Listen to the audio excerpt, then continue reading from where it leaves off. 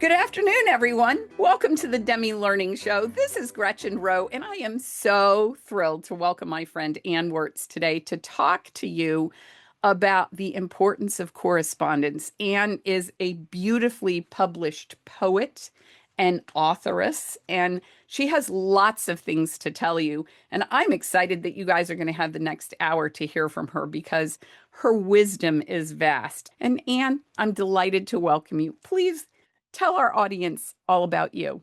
Wow. Thank you so much. It's such an honor. It's such a thrill. You'll never know what it means to me. Well, I'm from the Midwest. I was born in Wichita, Kansas, and I was a third generation Kansan. And when I was 3 months old, we moved to Webster Groves, Missouri, suburb of St. Louis. And that's where I grew up. And it was a wonderful place to grow up. And I had, I would say, a very idyllic childhood. It was one of those places where you have roots and wings.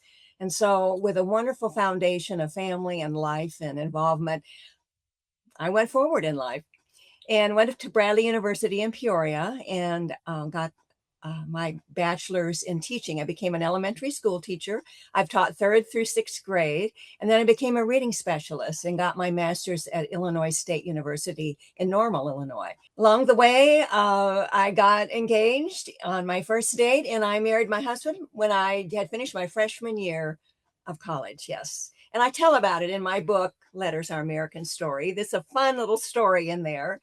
People say, is that really true? Did you not know this person you got engaged to? And I say, I read that and I had to read it twice. I'm like, no, she really didn't do this. So you might yeah. have to explain that just a little bit.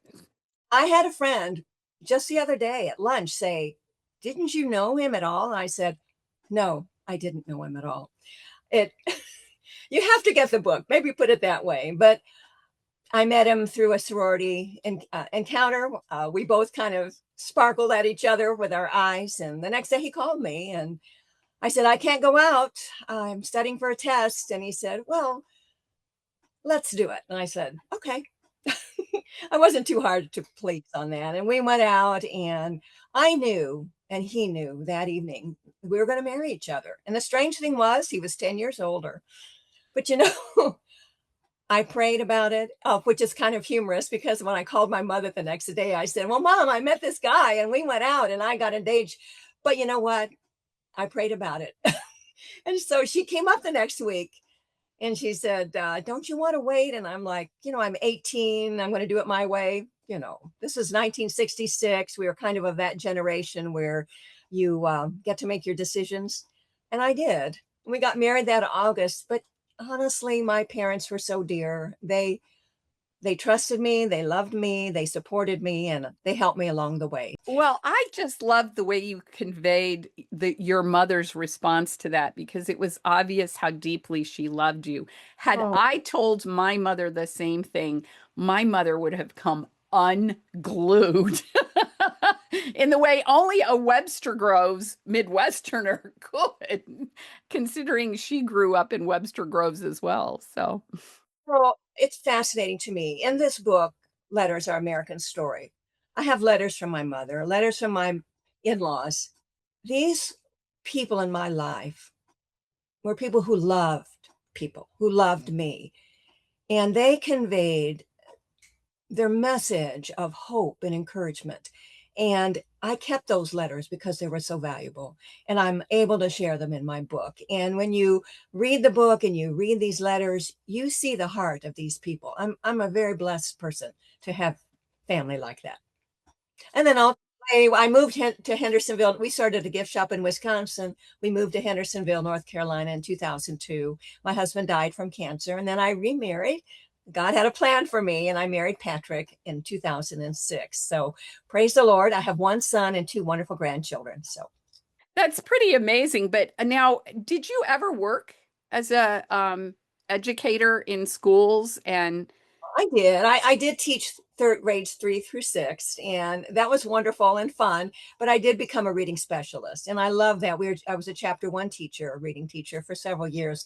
But honestly, my teaching career was interspersed because my first husband was a entrepreneur, and so we started businesses and we moved a lot, and so I had that kind of experience. But Yes, I did teach and I loved it. And I understand the heart of a teacher. I think the first time I met you, I asked you if you were a teacher, and I did not know at the time what you had done. But Mm. there's some sort of aura that you have that just exudes that I can relate to any age, and I'm going to pull out the best in you. And that's a really cool thing to be. One of the things that comes out of my book is the influence of teachers on my life. I speak about it in my book. I write You about it. do. And I had a wonderful teacher who wrote me the most beautiful letter, and I have it in my book. I saved it all these years. I mean, that's from like 1962 or 3.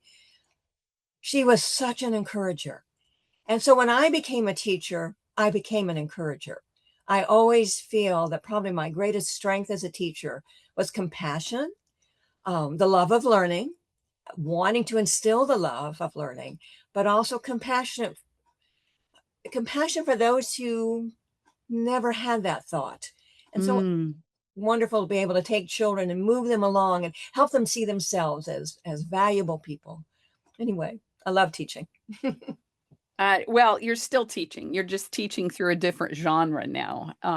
So, Anne, we had so many questions today, and I know that you have pored over those questions and thought about them. So, I want to ask the one that spoke to me the most because I felt like this particular parent was inside my head, and that was the one that she said, I don't have letters of my own, but I'd like to send them to my children, but when I sit down to write, I don't know what to say.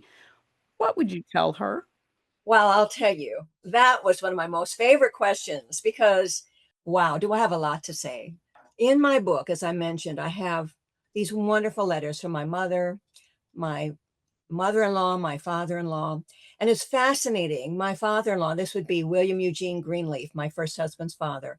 I have 3 of his letters in my book because they are profound. They are sensitive. They are loving. They're overwhelming. And so all the letters that I chose for this book have a relatable concept, a relatable idea, kind of an aha. Oh, yes, I feel that way too. And so I believe each letter provides a way for the reader to connect to another human being and to the whole cosmos of our world. I mean, we all are humans, we all have the same emotions, and these letters convey that. I wanted to share a little bit from my book to demonstrate things you can say and write in your letter. Obviously, the most obvious ones: share your life, share family experiences, share your love of nature, share your love, share your encouragement, share your hopes, share your dreams. I'm saying express your heart. And Mm. none of it has to be fancy. None of it has to be, grand. And I'm going to show you how beautiful some of this can be. This letter was from Mary Vanderhorst Greenleaf, and she was my first husband's mother. And they lived in Peoria, Illinois. And Mary's letter was from March 21st, 1960. And it is a lovely reflection on the season. I'm going to quote 2 things because she was such a profound writer. She was so simple in her expression, and yet she conveyed such emotion. As simple as a season, she wrote, I'm sure spring can't be far away. The almanac says a big snowstorm again this weekend. Maybe it will be wrong. Anyway, the birds are getting to talk in spring like tones. I thought that was exquisite. Can you ever listen to a bird singing in the spring and not grasp that spring like tone? I thought that was tremendous. It's funny. Yesterday morning, I was up very early, not intentionally. I had a dog who got me up, and I thought of that because I was out back, and the sound is so clear and pure at that hour, and I thought, what an amazing observation that she made of that. You'll never forget it now, and neither will I. She said, Saturday I was in the backyard and noticed some tulips up 3 or 4 inches. So nature seems to be impatient to start another season. She's just talking about her garden, her experience, the beauty of her garden. And then I absolutely love this. Through the simplest of sentences in that same letter, she expresses the profoundest of thought. Quote, sometimes I think we are pretty awful, myself included. Lack of insight, maturity. And just when things get to going well, suddenly they don't. Don't we relate to that? All in all, I guess we're no better or worse than any other people. That's profound to me because how many times in life, as I just said, we're going along and all of a sudden, what happens? We're dealing with problems or issues arise. And it's like, why? Because we're human, because sometimes we lack insight. Anyway, I just love her writing. But her husband, oh my gosh, William Eugene Greenleaf, we called him Gene. He was known as Gene. His letters are exquisite. I have to read this. I didn't write it all out, so I'm just going to read to you. We were moving from northern Wisconsin. We were moving to a place called Whitehall, Wisconsin, and it was in between La Crosse and Eau Claire. And we had looked for a home. He was counseling, and so we looked for a home. Took forever to find one, but we finally did. And so there was a lot of period of time. Our son had just been born in August. He was down there working. I was home alone. But finally, we found a home. And so his dear father wrote this amazing letter, and it's dated October the 25th of 1972. And he said, this, to say the least, I'm glad you have purchased a house and will soon be in it. This change will afford you many changes, challenges, readjustments, trials, victories. And the love you have for each other will be your sunshine in the dark, your warmth when things seem cold, your happiness when things could have been sad, your confidence and determination in the future in the face of many odds. And three finer ones never have I met. That's pretty amazing. And how old were you when those letters were written to you? Well, I got married 1 month shy of 19. So I was Mhm. 18 years old, and that was 1967. And then our son was born in August of 1972. So I'm 23, 22, 23 then. Um, I had my birthday, so I would have been 23 when he wrote that letter to us in 1972. I think it's remarkable that you had the wherewithal to think, "These are gonna be important someday. I'm going to hold on to them." I don't even know that I thought that, except that one of your questions was interesting. One of the first ones, it was about what do you save? How do you know what to do? How do you encourage somebody to save letters, for example? My answer to that was that our personality indicates what we're going to do. If we have an inclination to save things, and usually women and girls fit that category. We're inclined to save something meaningful, like a letter from a parent that we had. But even when I was in grade school, I mean, I loved postcards, and my friends would send me postcards. This postcard, and adorable little kitties, and why wouldn't I save that, right? And this is from actually 1960, and I saved it.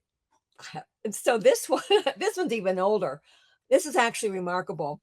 This is from Onekama, Michigan, and it was one of my best friends. I speak about her in my book. She was a neighbor. And she sent this in August of 1956. This postcard is 70 years old in August. And she was writing to talk about her visit to her grandmother's home in Michigan. I saved it because I love pictures. I'm a very visual person. And I do think people who are visual, the visual of the letter, the visual of postcards, and not even just postcards. I saved a lot of cards themselves. And I talk about them in my book. I even describe them and why I saved them. So I'm at kind of the dilemma now where I'm going to eventually be downsizing. And what I put in my book, believe me, I have a whole bunch more.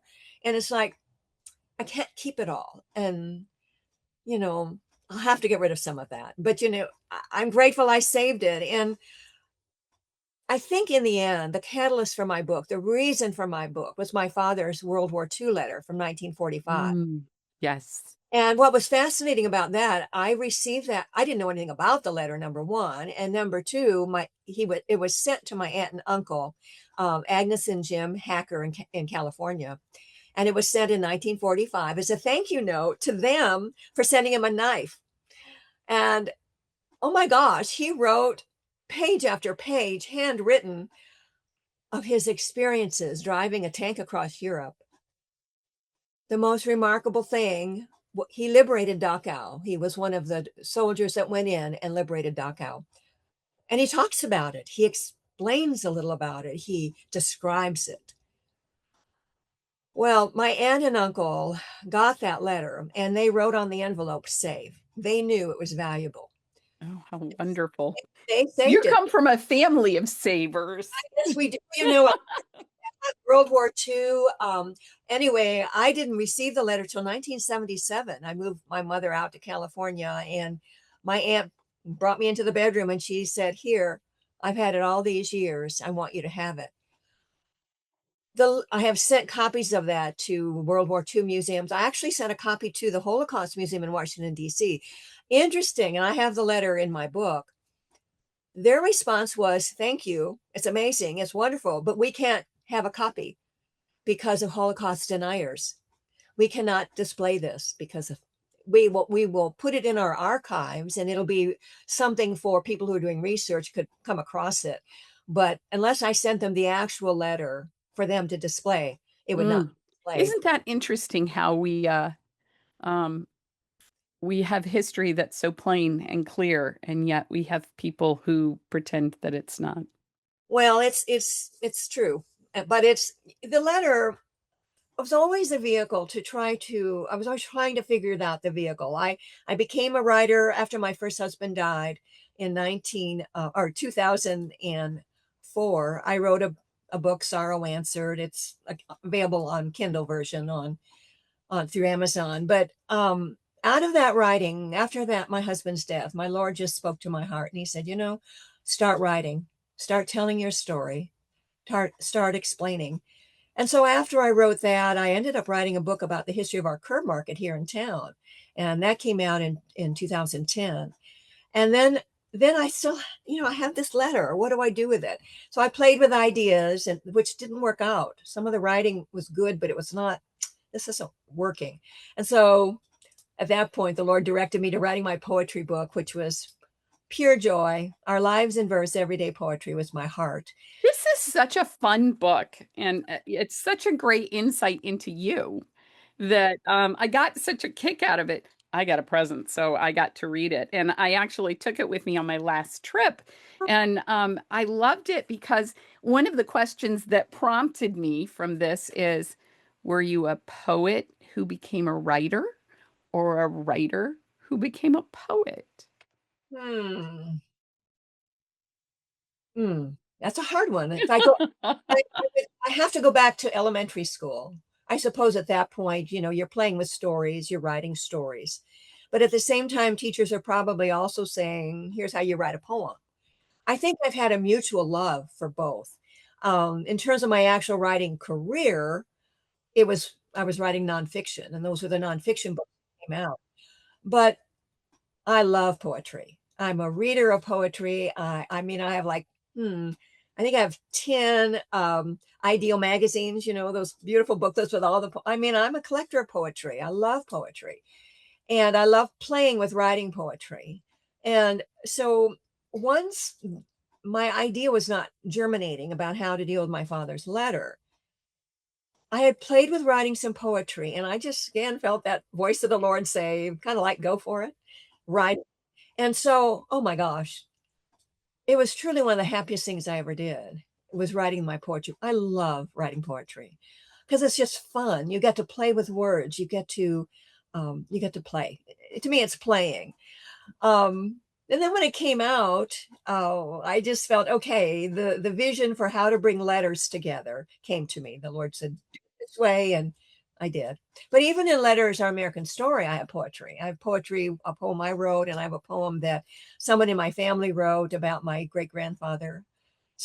And then, oh my gosh, the best thing of all, my granddaughter precious girl. She just turned 16, Divya Greenleaf. Christmas 2 years ago, we went down to see them in Florida, and she wrote me a beautiful little note, and she gave me a poem that she had written. Now, I had written her a poem about stuffed animals because we both love stuffed animals. And she said, Grammy, that poem was an inspiration to me. And I thought, I'll try writing a poem. And she did. She wrote the most amazing poem. And it's in chapter 25. It's in the month of December because her letter was received. And it's called The Final Duet for Ill-Fated Lovers. This poem won first prize in a literary contest in Broward County, Florida, for rhyming poetry. And she receives her award for that on May 11th. She told me, she said, because I asked permission to put her poem in my book, and she gave me that permission. And it's an astounding. This girl was 14 when she wrote it. The depth of her ability to understand people, her sensitivity to people and relationships, her words, phenomenal. She's a much better poet. I wonder why. It is interesting. In writing my book, I do get into genealogy because I've been doing genealogy for 25 years, and I've learned a lot of tremendous things and exciting things. But I would say this: everybody has tremendous genealogy. We all do. It doesn't matter the who, the what, the when. The fact of it is, we all have a tremendous genealogy to be proud of. Whatever it is, be proud of it. Well, anyway, she is through the Greenleaf side. She's related to John Greenleaf Whittier. She's also related to Langston Hughes on my side because Langston Hughes and I descend from a poet from England named Francis Quarles. And Langston, the reason I know this is he talks about this and I tell about it in my book on he's written about descending from this man. And when I saw that, I'm like, well, I do too. So she descends from a lot of poets. T.S. Eliot is her cousin. His great grandmother was a Greenleaf. So she does have a lot of poetic genetics on both sides of her family, both the Greenleaf and my side. I was a Brubaker. So anyway, well, here's what I thought was unique and marvelous about that. It was encouraging to me in this day of 90-second TikToks and text messages that you have to read out loud so that you know what they say, that she had the wherewithal to write that beautiful piece of poetry. And that's just remarkable. So are you going down for the award? I'm not. Yeah, I'm not. But my heart will be there. I'm so happy for her. It's such an encouragement for her. Interesting. She has more of a science track in mind for her future. But we all have things within us that are just waiting to be discovered. I could never have conceived of writing a poetry book in my life. I could never have conceived of writing this book. But God inspires us. People inspire us. Other literature inspires us. If we just allow ourselves to be inspired, we can do a lot of things and discover a lot of things about ourselves. Yeah. So how do we impart that inspiration into the next generation? Now, you explained with your granddaughter that you wrote her a poem, and that was the impetus for her to then try writing poetry. How do we make that happen in the 10-second generation? I have 3 words that I think are kind of over everything I may be saying. They're the words awareness, knowledge, and understanding. As parents, as grandparents, as teachers, educators, trying to impart what's valuable. We know their value. We just have to help our children to know that. And we model it, we write it, we do it.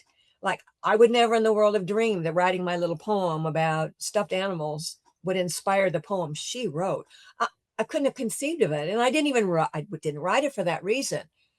But you are so right. It was an inspiration. And that's true for all of our children. There are ways to communicate with them, to convey what's important to us. A poem is important to me, expressing my feelings and my thoughts. I like doing that. Helping our children to embrace that for themselves. Why? Because it makes them more well-rounded people.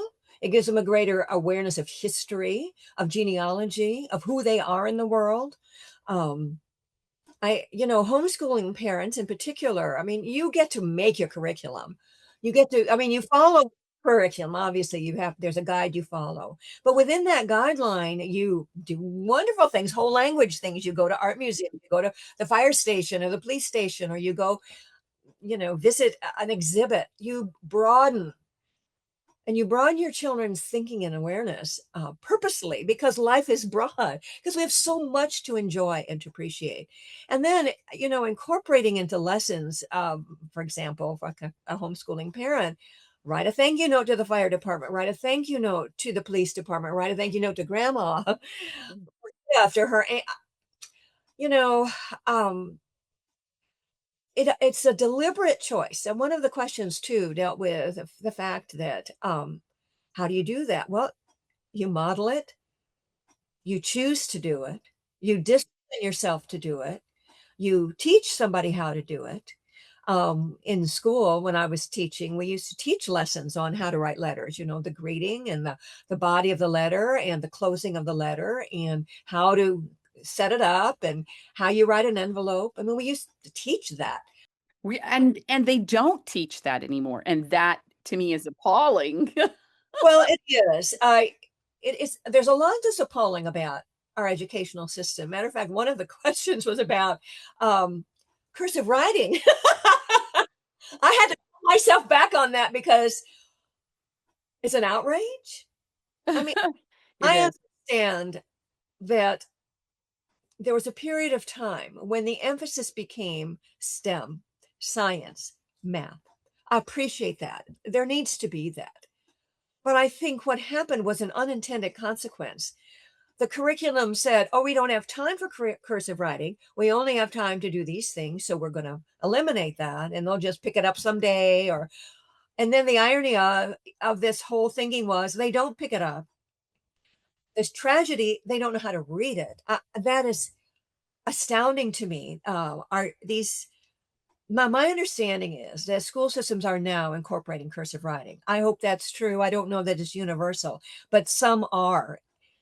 It has to be, because they have lost. They can't read the Declaration. They can't read my letter. I mean, they're not going to be able to read their great grandparents' letters. They can't read their grandfather's letter, who the World War II letter. It's all in cursive. All of that is in cursive. And so, if you can't Well, read it, as someone who walks in the world of special needs education, I find that parents, particularly parents of dyslexic children, they're the ones who are teaching their children to write cursive because you can't flip letters when you write in cursive.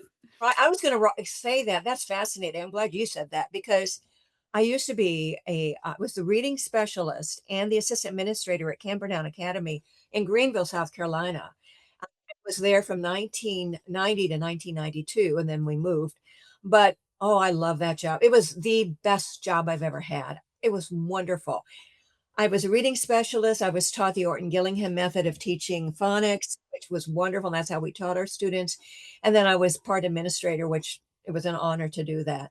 What was fascinating about that, they didn't even teach how to print to students who were dyslexic in particular, because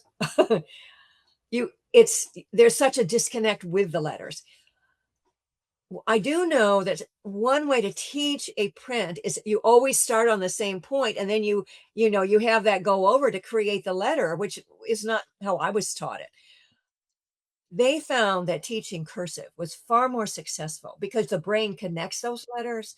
They're able to formulate those letters, they're able to read those letters, and they're able to read print as well. It is a much better use of your brain. It is better for a student's brain, honestly. It's wonderful to learn printing, and obviously kids do, but it's not for everyone. And children, especially who are dyslexic, the cursive works so much better for them. So, when school systems said, forget cursive, they didn't know. They could never have looked forward in the future and seen the problems. But we know the problems now, so let's incorporate it. Well, my eldest son is 36, and when he was growing up, he had the most abysmal handwriting ever. We teased him as a preteen that he was going to either have to be a doctor or a pharmacist because only those people could read his handwriting. And he talks about being 19 years old and standing in the shower thinking, I don't have to have terrible handwriting. And literally overnight, his handwriting changed that he brought me something that he had written. Actually, it was a piece of poetry. And I said, "Who wrote this?" And he said, "I did." And I said, "You did not."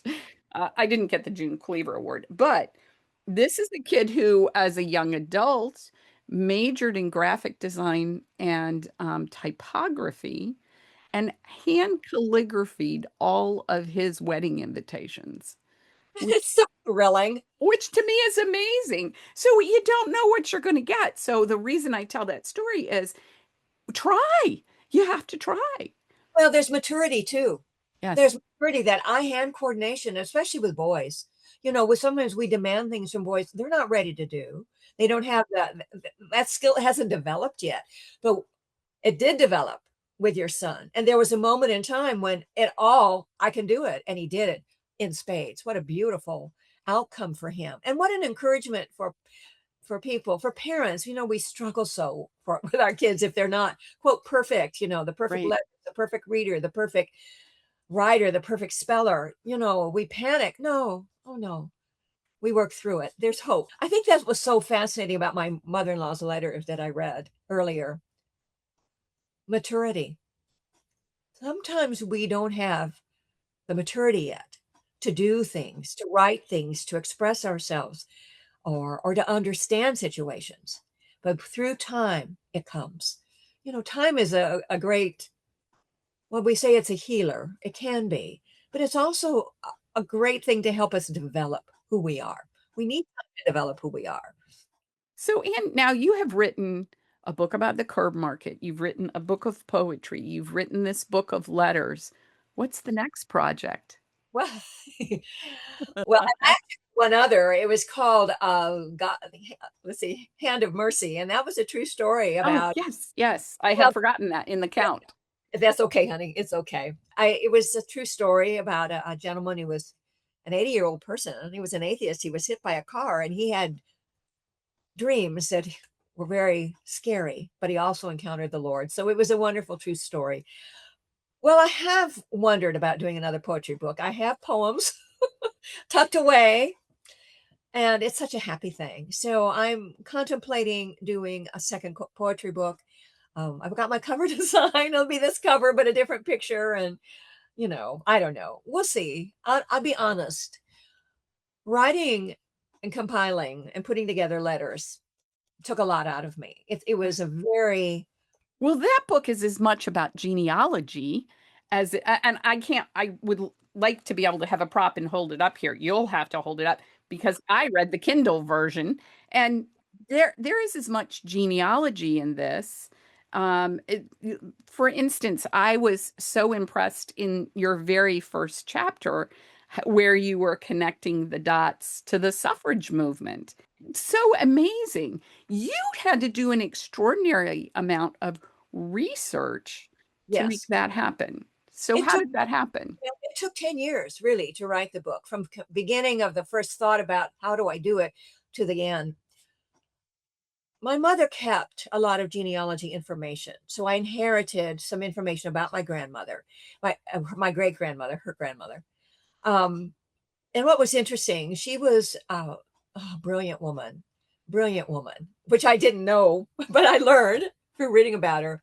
And she ended up in Manhattan, Kansas, and where my grandmother went to school at Kansas State University. And her daughter ended up boarding with a woman named Annie Pillsbury Young. And Annie Pillsbury Young was a friend of Susan B. Anthony's. Susan B. Anthony, in her letters, talks about coming from New York, where she was living, to visit her brothers in Kansas and to see Kansas. And so she got to know Annie. And so my great-grandmother became dear friends with Annie Pillsbury Young. Their hearts just knit. And they both were brilliant women. They both had the same vision for women, that we can advance ourselves, that we can learn, that we can become, um, you know, something special through our knowledge, through our understanding. So they were women committed to women. And so, anyway, I knew this. I knew my grandmother founded this organization called the Tuesday PM Club, or the Tuesday Afternoon Club. That was in 1895. And Annie worked with her. And my great grandmother was the founder and the first president, and Annie Pillsbury Young was the second president. Now, all that to say, I knew this information, and I received letters, and I had received newspaper articles through a museum in Kansas. I got on the internet and I was looking up Annie Pillsbury Young. And all of a sudden, here comes this letter that Susan B. Anthony addressed to her friend Annie, as well as to the Tuesday PM Club in Manhattan, Kansas. And I'm like, oh, that's my great grandmother's organization. And then from there, of course, more information. I contacted them. And I talk about, it's with a group out of New York. I can't pull up the name at the moment, but they have all kinds of archives of letters and historical information for women and the suffragette movement and all of that. It's a wonderful resource. And they had the letter and the envelope, and they were kind enough to give me a copy of that. And it's in my book. But all that to say, when you're doing research, you don't know what you're going to find. Yeah, you don't. That's the joy. That's the archaeological dig of research. You uncover amazing information. It must take a certain degree of fortitude, though, of patience for you to, because it's not easy to do the digging you did to write this book. Well, I talk about how this first came about. We was in the year 2001. We were living in northern Wisconsin, and we just finished Y2K. And that year it completed, and a college called Nickel Lake Junior College in Rhinelander, which was near where we lived, where our son was born, actually, had a genealogy class. And my husband knew I liked genealogy, that I knew some things and I wanted to learn more. And he said, well, you should take it. So I thought I should. And I did. It was a 4-week class. And the lady said, well, down in Madison, which was 4 hours south of where we live, there's the Historical Society building, and in it, they have the 4th largest genealogical records and books in our country. And I'm like, my son's in college there. I'm going. So I went down. I walked upstairs. I found my name. I talked out of my book. My very first venture there, looking for my books, and here was a Brubaker genealogy book, and here was my name. Wow, that opened the door. And then I went back many times, other family names, you know, so my beginning was not on the internet. My beginning with genealogy was actually books that had been written about family history. And they are available. They're available in Madison, Wisconsin. They're available, I'm sure. Actually, our own library has genealogy books about families. So the whole internet thing did not come about for me until much later, because this was in 2001. And so, golly, it was. I laughed when you were talking about Y2K because we were putting up food. We had the privilege of being able to go to a Seventh-day Adventist facility where they like canned dried food and things like that. So a bunch of homeschool moms went several times. And I think I got rid of the last can of dried apples probably 10 years after Y2K. But we had a whole basement full of food because we thought we were going to need it, right? To shop when we didn't. And I'm glad we didn't, of course. Yes. That was tragic. But anyway, that's how far back my whole genealogy experience began. So tell me then, what is your process? Did you do the genealogy and then the writing, or did you Oh, yes. I sort mean, of tell the story as you knew it and then looked for the genealogy to support it? probably a little bit of both. I did over time. Well, I must say this. There are 2 things that I recommend doing. If you can go to a place that has books and a resource like that, it is just thrilling. It's thrilling. So that's a wonderful thing to do. The other thing I recommend, oh my gosh, this changed my life. After I had gone to and discovered the world of genealogy at the Historical Society in Madison, I began thinking about the Brubaker family, my maiden name. And I knew my dad was born in Sawyer, Kansas. And so the Lord spoke to my heart one day, it was in August, and he said, see if there are any Brubakers still there. Okay. So I got on the phone and I called I think it was like the local, oh, it wasn't the police station, City Hall. I think it was like the City Hall. Oh my goodness. Said, are there any Brubakers still living there? And they said, they laughed. The lady I talked to, she laughed and she said, oh, yes, they're a bunch. And this is when people used to fax. She actually faxed me a telephone page, and here was Donald, my second cousin, and his brother Joel, my second cousin. After, so I called them, and we started a wonderful friendship over the phone. After my husband died in 2004, our dream was always to go to Kansas because Sawyer, Kansas is located in Pratt County. I was born in Wichita. Pratt County is about 90 miles west. Next to Pratt County was Kingman, Kansas, and that's where my Aries father was born. So both our fathers were born in adjoining Kansas counties. My dad in 1910 and his dad in 1915. So our dream was to go there and see it all. And then my husband got cancer, and then he died. So after he died, I thought, okay, I'm going. I'm doing our dream.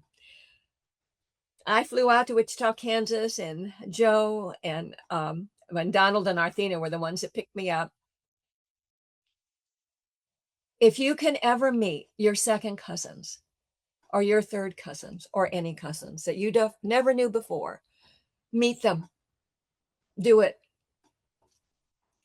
They're old German Baptist brethren. They look like Amish, but they drive cars. The prayer caps, the long dresses. I saw myself in them. One of the most amazing things about genealogy, you learn about yourself. You learn about yourself. And when you meet people who you've never met before, second cousins, distant people, and you think, oh my gosh, I'm just like them, just like me. And that was the most valuable and important thing I probably almost ever have done. Meeting them Really? enhanced my life. They were so wonderful. Matter of fact, I took Patrick, my husband, after that I married in 2006. He and I went to Kansas in 2008, and they loved him. They were thrilled for him, especially that I had remarried. They're all deceased now. They have children that are there, but this little group of dear people, and I talk about them. I share their letters in the book. Oh my gosh, their letters are so beautiful. They're so simple and so beautiful. They're so loving. They're so caring, and your heart just is uplifted, and that's who they were. So try to meet people when you do this genealogy thing. So the other thing, ancestry. Ancestry, Okay. absolutely invaluable. I've done others and others, my heritage, and there are other ones, family tree. Ancestry is a gold mine. It's a gold. Yes. And it doesn't mean that everything you read is going to be 100%. You have to do your due diligence. You have to do your own research and checking and comparing and taking what you know and what your records tell you. But ancestry, I wouldn't be where I am without ancestry. I couldn't have written this book without ancestry. A lot of the newspaper articles are available through their newspaper Mhm. opportunity through ancestry.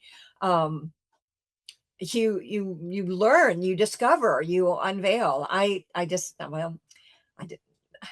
Whenever I say anything about my family, please understand, this is your family too. We're all connected. If anything this book says, oh, we're connected, we are. You Mhm. get back far enough, we're all connected. I discovered in the last 5 years that I descend from the Mayflower. Would ever have thought it? You always wonder that when you're doing genealogy. That's kind of like the gold standard question: do you relate to Sure. the Mayflower? I was doing research. It was very fascinating. I have my great grandmother was Scottish, so I knew I had Scottish heritage. And oh, and do your DNA test. Oh my gosh, that's so much fun. And you find out who you are. But I was doing Scottish research, and I discovered I Scottish ancestry on Martha's Vineyard. Holy cow, did that unveil an unbelievable amount of research and world to me. I descend from 55 people born on Martha's Vineyard. Wow, Born. that's amazing. It is amazing. It's astounding, and I have everything printed out, but that came from doing a little bit of research about who's this Scottish person. Oh, Daniel Stewart. And then this unfolds, and then that unfolds, and then this unfolds, and then you learn that. And then you have names that you know about your family, and you find this connection and that connection. Honestly, and it was through that. I'm Benjamin Franklin is my first cousin. Oh my goodness. Yes, I do, but I do know that you had told me that. So before we get any further, I want to ask you about your writing process. I understand that you have um, a little birdie that we know named Lisbeth told me that you have very interesting writing schedules. So tell me, I know what mine is like. Mine is like I can't sleep, so I get up and do that. But, I might be writing a blog in the middle of the night, but Well, yeah, I especially finishing this book. Oh my gosh. I know you're working towards finishing a book. The pressure at the end to meet a deadline, to pull it together, to have it edited, and I'm an editor. I love editing. Honestly, I'm very freaky. I love to take something and make it better. I love to take a sentence and write it better. So for me, editing is fun. It really uh-huh. is. So I edited my book, and it was fun, and I changed a lot and fixed it and made it better. Of course, it always could be better, it always can be better. But at the end, I was getting up like, well, the very last day, I'll put it this way. The Lord said, I was afraid. I didn't know how I was going to do it. And he said, get up at 1 and you can finish it by 5 in the morning when your husband gets up. And I did. But now I do get up early. I would ride at 2 in the morning, 3 in the morning, but I'm an early bird, early, go to bed early, get up early. I mean, that's my body clock. It's not ideal, but it takes a toll. When It I does. when I sent this book in and it was done, I was worn out. It took a lot out of me. Writing Mhm. takes a lot out of anybody. It's a little bit like giving birth. It's So, very much like that, and it's exhausting. You put your heart into it, your soul into it, the whole creative process of it. It's a joy, but it's hard work. It's hard work. You have to like it to do it. and so did you now you said how long did it take you to write this book? I know what the answer is, but I want you to say it. Well, the idea, it was a 10-year idea. But I finished my poetry book in 2022. So once the poetry book was completed, um, I started playing with how am I going to deal with this book? Because I wanted to do something, and I felt the encouragement from the Lord. Okay, this is the format, and the format that I chose was to take all the 12 months of the year, and then the letters slot into the different months, and that was the format. Before I was trying to do like decades. Oh no, that was bad.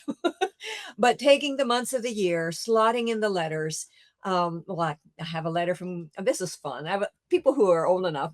I don't know if you remember Catherine Marshall. She wrote A Man Called Peter. Well, and when I was in high school, I was a big fan. I loved that book and I love the movie. And I sent her a fan letter, which I put in my book because I kept it all those years. And she wrote me a beautiful letter back, and it's in my book. So that's from 1962 or so. And then I have a letter from Elizabeth Elliot. A lot of people know Elizabeth Elliot because I was a fan of her writing and a fan of her. Used to listen to her radio programs. Many of you listening will know her. And I told her how much I loved her work. And she sent me this beautiful postcard, and I love her message. And if you know Elizabeth Elliot in her writing, it's Actually, the founder of my company was a boarder in Elizabeth Elliot's home for a year. So he has lots of stories about her, which is just quite remarkable. But well, I had these things. And so once I would say from 2022, the book came out in, well, it was published in I think December of 25. So it took me 3 years to really, Mm. okay. And I would say really the last year. I mean, the two of those years were play, play, play, try this. And, and then it was like, okay, we have the 250th anniversary in 2026. If you want this book to have any connection with anything that's happening, it's got to come out now. And so that was pressure. So I would say the last 6, 8, 7, 8 months, great pressure, where I was writing all the time and getting up at 2 or 3 to write. And then anyway, whatever. That was I think it's remarkable too that you have the ability to edit your own work.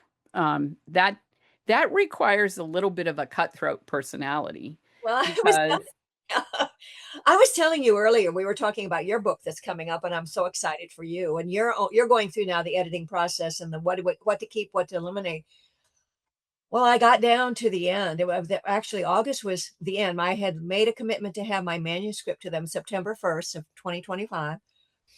So on August 1st, I'm going through it. I took out 6,000 words.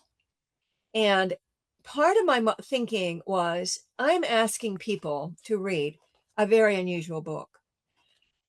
It is genealogy my genealogy. Hopefully, I'm also saying it's your genealogy too, and we might connect way back. You would be surprised because there were big families way back when. And when you think about genealogy, you think about like Benjamin Franklin, or you think about the Mayflower, Richard Warren. They had a lot of children. I mean, well, he didn't, but his grandparents did. So you have a lot of children, and those children have children, and those children have children, and it goes on and on and on and on. And so reading a book like this, I was very aware of cutting out and not saying too much, knowing when is enough, how much is enough to say that's going to engage the reader and is going to tell them something without overloading them. So I mean, it was a fine line, especially when you're writing nonfiction, and I suppose that's true with fiction. You don't want to belabor some plots or some storylines, but I'm all very aware of the reader. And so the reader that was my goal when I edited. but what I thought was really remarkable about what you did is you took these letters from disparate sources and you made a cohesive thread Thank you. throughout the process that was very compelling. Thank you. I And appreciate that. I'm grateful to have received some wonderful reviews, and people feel that way about it. And it was interesting. There's a girl who's a friend of mine here in town, and she's a millennial. She's a young woman with 2 little children, and she read my book, and she actually put a review on Amazon, and I was grateful for that. And she said, the more I read, the more I wanted to read, because it takes you in, it encompasses you. And I think it does, because a little bit of my story represents the history of a lot of people. That was another person I was talking to recently. I'm 77 years old, and she is too.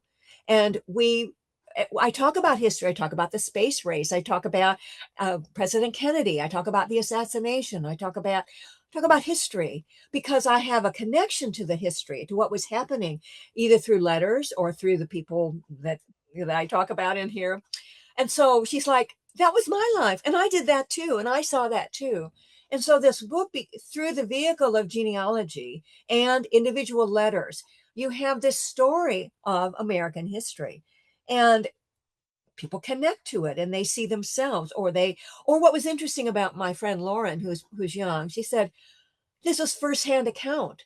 She said, being a millennial, I wasn't there and I didn't know. And you are expressing thoughts and feelings and opinions that, wow, tell me something firsthand about that period of time. one of the things that I found remarkable and that I found compelling was the fact, as somebody who loves espionage novels and mystery novels and, um, you know, action oriented books, I was as invested and as involved in what you wrote as I am with a John Le Carre book. That's not easy to do. Well, How, bless and you for I that. Oh my. and so I'm like, this is really, really. an amazing experience. And I had way too much fun. It was Well, just terrific. I must say thank you, because writing a book like this and you put it out there and then you wait and then you wonder and then you pray. Of course, you're praying all along and you hope that it's going to be meaningful because it's so different. It's not an exciting novel. It's not a big plot. It's a story. And who is this person? And why do we care? I think some of the strength, well, the strength of the book to me are the letters and the thoughts and the feelings and the hope and the encouragement that we receive from it. My friend who was widowed, and she writes amazing letter, her wisdom about how to go forward in life when you're a widow. And I loved when she talks about she joined this group at the hospital, this bereavement group, and she joined it. And it's like, not that she expected to get for herself, she learned from others. The value of the bereavement group was other people's stories. They helped her understand her own and to experience. I thought that was profound because we do things to try to help ourselves. I'm going to do this to make me feel better, or I'm going to do that. No, other people's stories make us feel better. Other people's lives encourage us. We are encouraged by other people's strength, by their determination to go forward. We're encouraged by others. And I love that in her letter. And I thought somebody reading this book who may be dealing with having lost a spouse, these are some ideas. Being in, every day looking for something positive. I loved her letter. She's one of my oldest, dearest friends. That's Jane. And I thought her writing was profound. And I feel like when people read the book, I give some little things I think are helpful to others. I bring in scripture throughout to show the continuity of life in scripture. And I that's very valuable. People's experience with life and how they share that. That's very valuable. So I think what this book becomes, it's remarkable not because it's me. It's remarkable because it's you, because it's the other writers, it's the authors of these letters. And I'm just a vehicle. Well, I'm a vehicle. so in the interests of full confession, I will tell you that I got to the end of the book and my regret was that I didn't have letters to be able to pull from. Now, what I do have is my very organized German father's um, diaries, but but his diaries are not what you and I would conceive of as a diary. They're not prose. They're I measured the height of the bushes in the front yard. They're 34 centimeters kind of diaries. It's a very amusing glimpse into his life. And where I find it funny is when he's annoyed, he writes in German.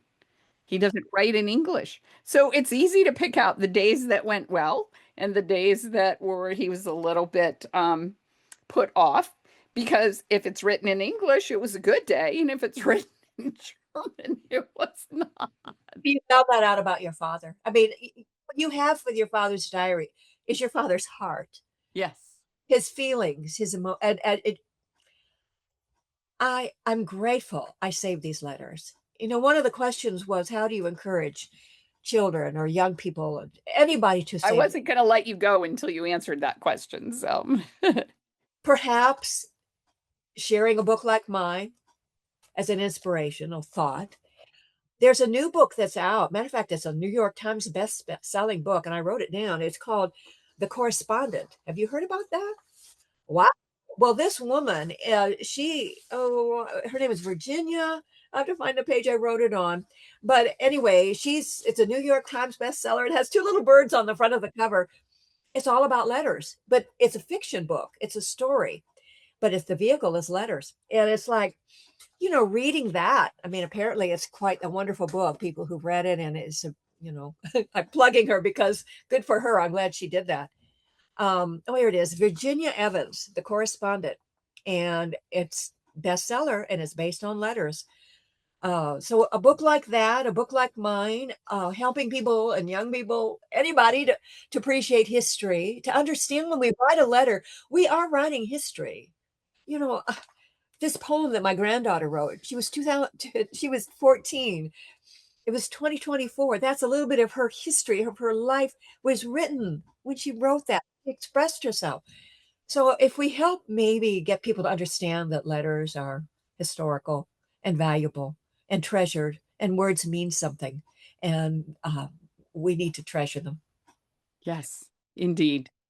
And in the closing minutes, what would be the takeaway you would like for our audience to something for them to remember going forward about our conversation? I want to read something that my grandmother wrote. In July 19th, 1967, a month before I got married. I want you to see the power of a grandmother, the power of a mother, the power of an aunt, the power of a friend, expressing your heart. Good morning, my darling Ann. Honey, I just know how happy you are anticipating your marriage. God grant all the happiness you are looking forward to. The verses on the card I thought would be good logic for you and Ari to read together. They sounded so true. I do hope your plans will be fulfilled. I'm sure your dad will be a proud father escorting his daughter to her bridegroom, but he will miss you, honey, and so will Mom. Here is a love, a kiss, and a prayer from a doting grandma. You're That's going to it. make me cry. And I want to thank you for spending this time with me. I want to thank you. You are an extraordinarily busy woman, and I am grateful for you taking this hour of time to talk to us. I know that this will inspire not only the people who registered, but those who find this at some later point in time in our podcast, because it's been an inspiration to me. I also want to thank our audience for allowing us to come into your living room. We don't take that responsibility lightly. It's a pleasure to do this every week, and we're glad that you join us for the journey. Take care, everyone. Thank you so much for joining us today, and we'll look forward to your joining us again soon. Thanks again for joining us. We're glad to be a part of your educational community. You can help us grow our community even more by rating, reviewing, and subscribing to the show wherever you may be hearing this. Don't forget that you can access the show notes and watch a recording at demilearning.com/show or on our YouTube channel. We'll see you again next time. Until then, keep building strong foundations for lifelong learning.